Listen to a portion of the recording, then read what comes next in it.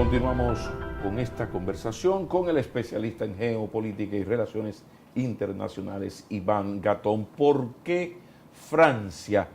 ¿Por qué este enfrentamiento histórico Islam-cristianismo? ¿Esto es la guerra de las civilizaciones o la guerra de la lucha por el petróleo? Pero comenzamos.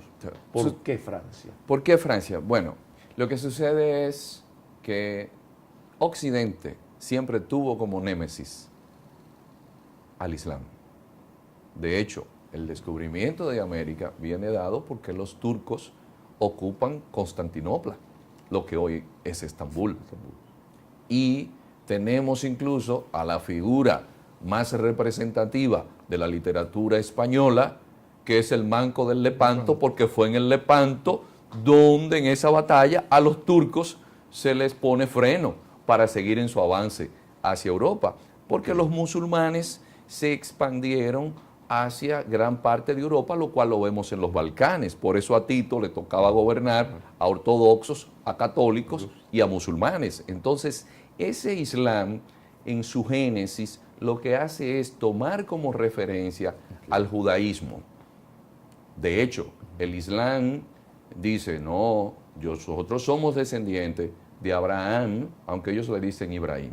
Nosotros vemos como profeta a Jesús, aunque ellos le digan Isa, porque nosotros... Pero cristianismo, judaísmo, islamismo tienen entonces... la misma base. La misma raíz, la misma base. Por eso se llaman religiones abrahamánicas.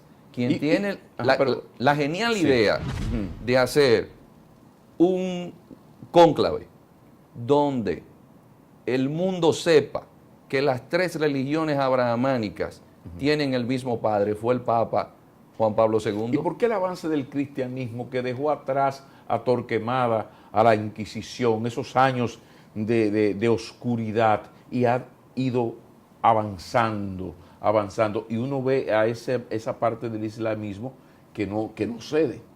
Porque el Islam, el profeta Mahoma dice, de todos esos profetas que me precedieron, a ninguno los escucharon. Y yo he tomado la parte del sentido de justicia del judaísmo, el sentido del amor del cristianismo, y conmigo llega la versión final. De ahí la Bismillah, que es la Ilaha Mohammed Rasulallah, es decir, solamente hay un Dios y Mahoma es su profeta, el último profeta. Entonces el Islam se queda anclado en el 630, no como el cristianismo, que llegó Martín Lutero con sus 95 tesis. Y revolucionó todo. Revoluciona todo, y ahí llega el concepto de la paz de Westfalia y el Estado laico. Sí, pero ahí espérate, porque ahí nos metimos para lo hondo.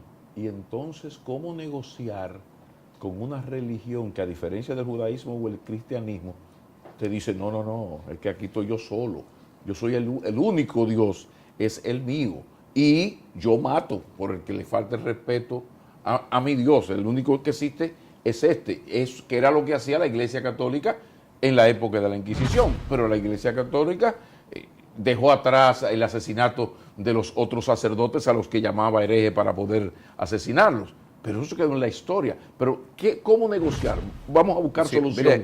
Aquí está el drama. ¿De qué manera yo negocio con un señor que dice que su religión, su Dios es el único, y que el mío lo que hace es que lo ofende? Y que si para usted como cristiano vivir en un país musulmán, si usted no se somete, usted tiene que pagar más impuestos.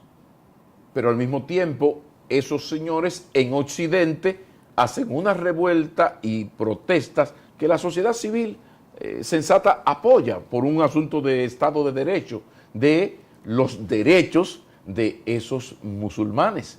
Pero fíjate la contradicción. O sea, si el cristiano o el occidental va al mundo musulmán, se la ponen en China, para hablar en dominicano. Pero sin embargo, cuando es el musulmán el que viene a Europa, por ejemplo, está toda la discusión que hay, precisamente volvemos a Francia.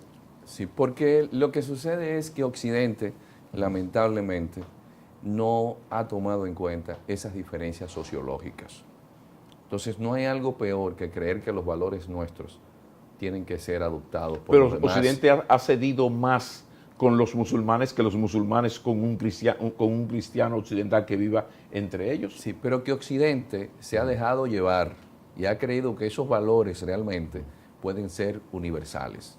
No obstante, le permiten a los musulmanes, por una cuestión ya Sí. político-económica. ¿Por qué? Porque como usted decía anteriormente, ¿qué es lo que mueve la economía del planeta? El petróleo.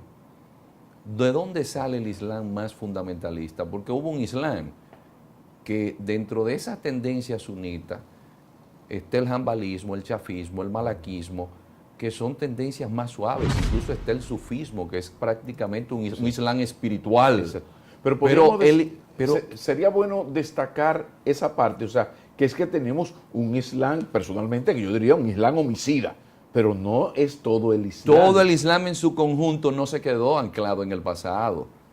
Hay una variedad. Lo grande de todo, y ahí la paradoja, de que por los intereses económicos, Sí. Occidente con quien pacta es con el Islam más radical, que es el Islam wahabí, que es el Islam salafista. ¿Que quién lo promueve? Arabia Saudita. El precio del petróleo está determinado por la producción que haga Arabia Saudita. Bueno, y son los grandes financiadores. precisamente por eso usted decía que detrás de todo esto, el gran culpable, amén, de estas cosas que están ocurriendo en la actualidad, de estos actos terroristas, homicidas, sí, pero es que hay un Occidente que nunca ha ayudado a la civilización del Islam y de los pueblos musulmanes, sino que yendo detrás del petróleo, yo hago lo que sea, o sea, fomento, lo acabas de decir, fomento monstruos, apoyo ahora a Saddam Hussein porque quiero salir de Ayatollah y luego, o sea, todo esto, me gustaría después de la pausa, tenemos que ir a una pausa, un poco que cerremos la entrevista situando a los protagonistas de ella, es decir, voy a insistir en Francia, ¿por qué Francia? Pero hablemos a partir de Irán, los rusos, los chinos, que esta semana, si mal no recuerdo, creo que el jueves, se anunció la llegada de un portaaviones chino a Siria, que ya son palabras mayores. Después de la pausa, vamos a situar a cada protagonista de excepción de este drama que tiene a la humanidad en vilo. Vamos a una breve pausa.